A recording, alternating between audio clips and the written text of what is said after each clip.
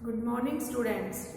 Today we will start our new chapter of history, class 8, chapter 11, Indian National Movement and Dependence. आज हम अपना history का नया chapter start कर रहे हैं। वो किस पर बेस है? इंडियन नेशनल मूवमेंट और इंडिपेंडेंस पर। इस चैप्टर में हम इंडियन इंडिपेंडेंस के लिए भी क्या क्या स्ट्रगल किए गए, क्या क्या मूवमेंट चलाए गए, उसके बारे में हम डिस्कस करेंगे।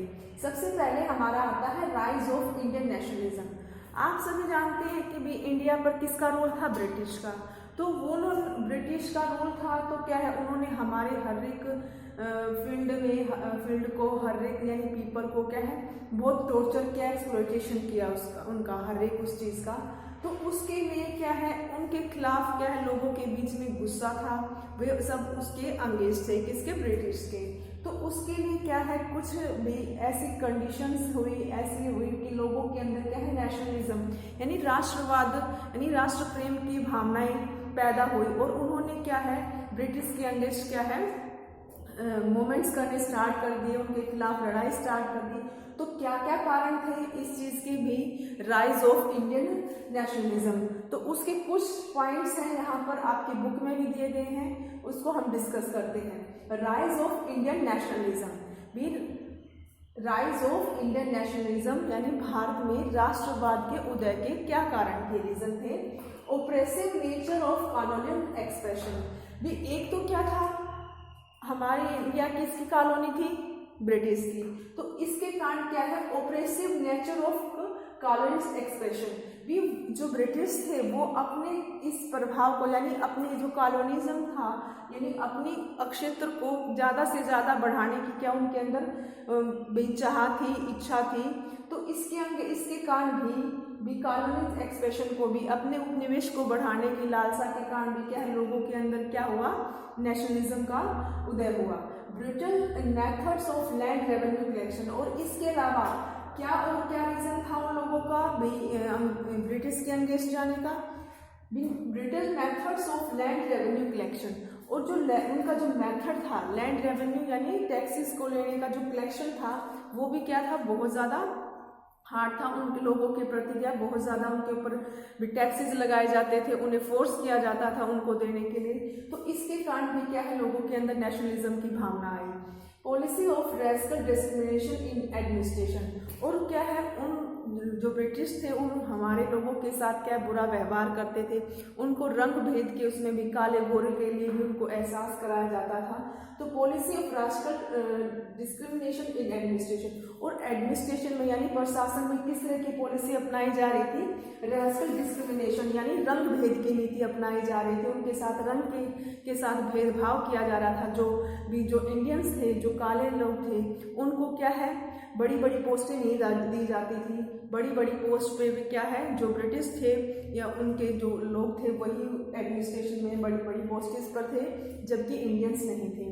Discussion of tradition, industry and crafts, और ब्रिटिश के द्वारा जो हमारी ट्रेडिशनल जो इंडस्ट्रीज थी यानी जो घरेलू उद्योग धंधे थे और क्राफ्ट्स थे, उनको क्या है, खत्म कर दिया गया था। किसके द्वारा?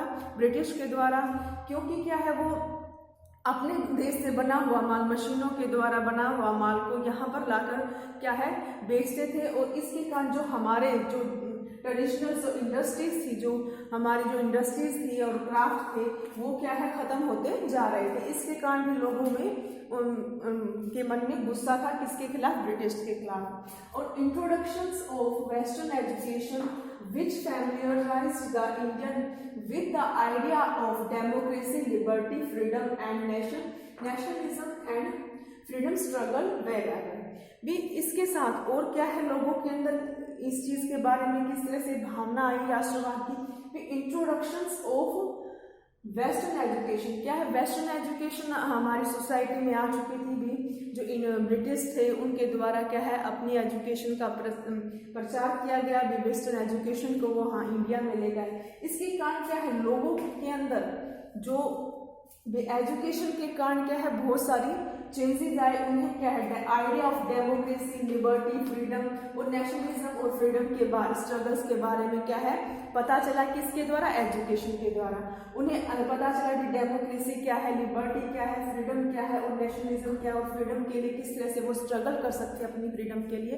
ये सब किस चीज़ के द्वारा हुआ, वेस्टर्न एजुकेशन के द्वारा। जब लोगों ने इस चीज़ को जाना, फिर एजुकेटेड होने के बाद वो इस चीज़ के आइडियाज़ के बारे में उन लोगों को पता चला, तो उन्होंने भी क्या है, इसके कारण हम क्या हुआ, राइज ऑफ इंडियन नेशनलिज्म हुआ। और भी कुछ बहुत सारे काजेस हैं आपकी बुक में दिए गए हैं, आप उनको अच्छे से रीड करेंगे तो आपको और समझ में आएगा कि भी अंग्रेजों के खिलाफ लोग या फिर भारतीयों के मन में राष्ट्रवाद की भावना कैसे पैदा हुई। और इसके आगे नेक्स्ट हमारा टॉपिक है प्रीक्यूर्सर्स ऑफ इंडियन नेशनल कांग्रेस, यानी जो इंडियन नेशनल कांग्रेस को किस तरह से को तैयार किया गया, किस तरह से बनाया गया, उसकी क्या कंडीशन हुई, क्या क्या सिचुएशन हुई जिसके अकॉर्डिंग भी इंडियन नेशनल कांग्रेस की स्थापना हुई। Several political association were established.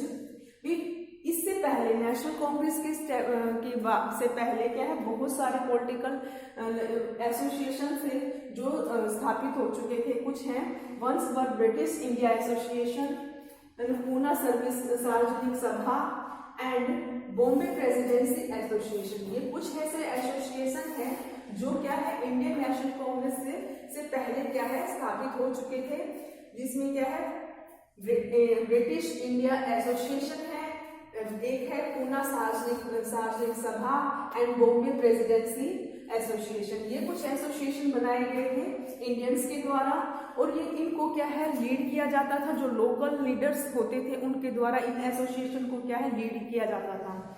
They claim to represent all the people of India and not of any one region or community or class.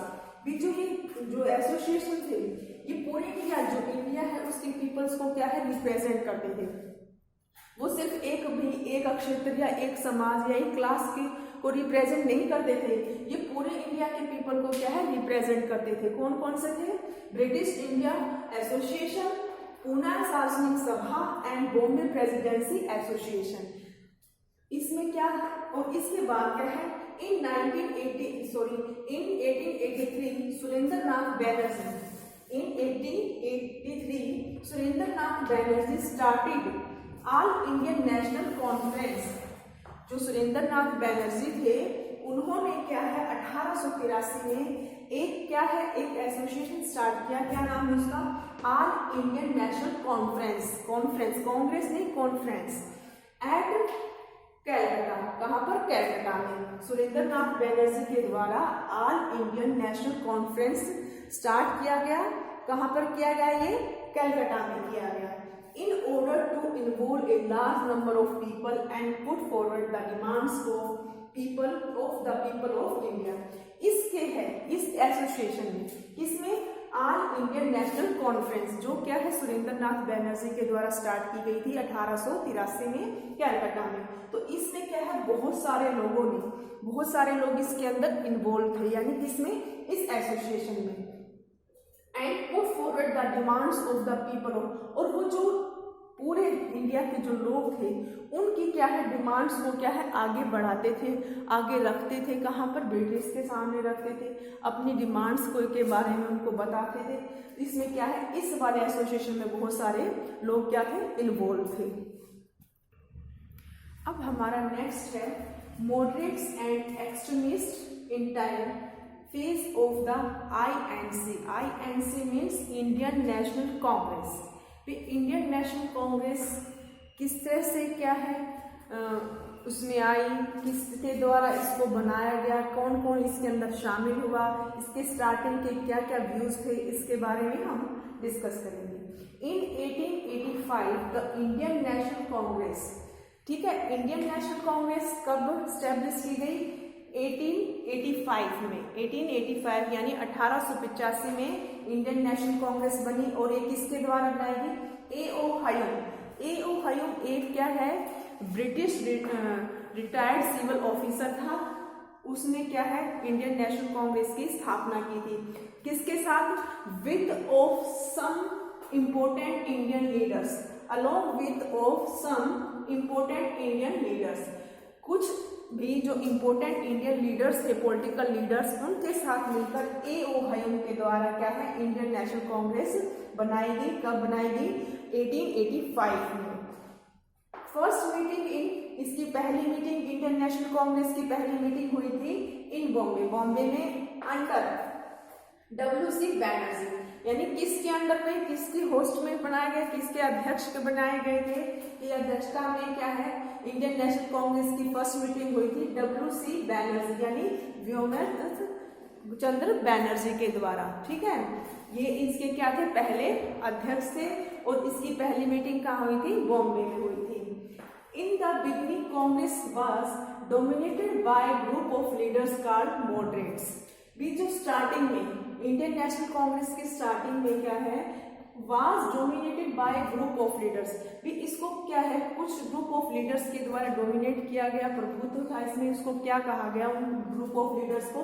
Called moderates. उन्हें क्या है मॉडरेट्स कहा गया। Some of key aspects of their vision and mode of operation are described। और इसके कुछ ऐसे की हैं भी एसेप्ट्स ऑफ देयर विजन, भी जो इसके बनाने में देयर विजन, इसके जो विजन में इसको लाने के लिए कुछ ऐसे एसेप्ट हैं, कुछ ऐसे मोड्स हैं और ऑपरेशन है जिसके के बेस पर क्या है इंडियन नेशनल कांग्रेस की स्थापना की गई। वो कौन कौन से हैं? They believed that the British respected the ideals of freedom and justice and would therefore accept and just demands of Indians। भी जो इंडियंस पॉलिटिकल लीडर्स थे उनका क्या मानना था? They believed that, जो उनका मानना था कि भी जो ब्रिटिश हैं वो रिस्पेक्ट करते हैं किसकी? Ideals of freedom and justice की। भी वो किसकी रिस्पेक्ट करते हैं? फ्रीडम और जस्टिस की। और would therefore accept the just demands of Indian. तो वो क्या है हमारी डिमांड्स को भी एक्सेप्ट करेंगे। कौन? ब्रिटिश। ये क्या है कुछ लीडर्स का मानना था कि जो ब्रिटिश को भी सही मानते थे कि भी वो हमारे लिए क्या है हमें भी उन्नति के पथ पर ले जाने के लिए हैं। तो उनका ये मानना था कि जो ब्रिटिश हैं वो क्या है आइडियल, उसकी जो फ्रीडम और उसका जस्टिस के आइडियल है उसकी रिस्पेक्ट करते हैं, तो वो हमारे डिमांड्स को भी एक्सेप्ट करेंगे। They showed gradual reforms and not independence from British rule. और वो क्या है इस तरह के सोर्स फ्रॉम ग्रेजुअल रिफॉर्म्स, वो इस तरह के सुधार चाहते थे and not independence from the British rule. और वो क्या है ब्रिटिश रूल से क्या है इंडिपेंडेंस नहीं चाहते थे। जो ये लीडर्स थे कुछ लीडर्स का मानना था कि जो ब्रिटिश हैं वो क्या है हमारे लिए क्या है सही है और वो हमारे लिए क्या है अच्छे कार्य कर रहे हैं। तो इसके कारण क्या है वो हमारी डिमांड्स को भी मानेंगे क्योंकि वो उनकी भी स्वतंत्रता और न्याय के आइडियल्स को पहचानते हैं, मानते हैं, रिस्पेक्ट करते हैं। तो हमारी डिमांड्स को भी वो ज़रूर मानेंगे। और वो इसीलिए क्या है उनके अंडर में रहकर सुधार करना चाहते थे। किसके अंडर में? ब्रिटिश के अंडर में रहकर भी इंडियन सोसाइटी में इंडियन लोगों के लिए क्या है सुधार करना चाहते थे। वो क्या है ब्रिटिश रूल से स्वतंत्रता नहीं चाहते थे। They wanted the British to train Indians in self governance. वो चाहते थे कि जो ब्रिटिश हैं to train Indians in self governance. भी जो ब्रिटिश हैं जो ब्रिटिशर रूलर्स हैं वो क्या है जो इंडियंस को ट्रेन करे किसमें? इन सेल्फ गवर्नेंस में, यानी उस चीज़ को में इंडियंस को सेल्फ गवर्नेंस में क्या है ट्रेन करे। ये कौन चाहते थे? जो पॉलिटिकल लीडर्स थे जो ब्रिटिश रूल से स्वतंत्रता नहीं चाहते थे। वो इसलिए चाहते थे कि जो ब्रिटिश ही क्या है इंडियंस को ट्रेन करे किसके लिए? सेल्फ गवर्नेंस के लिए। They pressed for changes through processions and petition. They tried to mobilize public opinion through speech and curtains British economic policy। उन्होंने क्या है लोगों को कन्विंस करने के लिए जो लीडर्स थे उन्होंने क्या they try to mobilise public opinion. उन्होंने पब्लिक ओपिनियन में अपने विचार प्रस्तुत किए लोगों के बीच में थ्रू स्पीचेज भी भाषण के द्वारा and contributes the British economic. और ब्रिटिश जो इकोनॉमिक है पॉलिसीज हैं ब्रिटिश की जो इकोनॉमिक पॉलिसीज थी उनके बारे में उनको क्या की प्रशंसा करके और अपने स्पीचेज के द्वारा लोगों को कन्विंस करने की कोशिश की कि जो ब्रिटिश के अंडर में रहकर ही हम क्या है उन्नति कर सकते हैं, अपना डेवलपमेंट कर सकते हैं।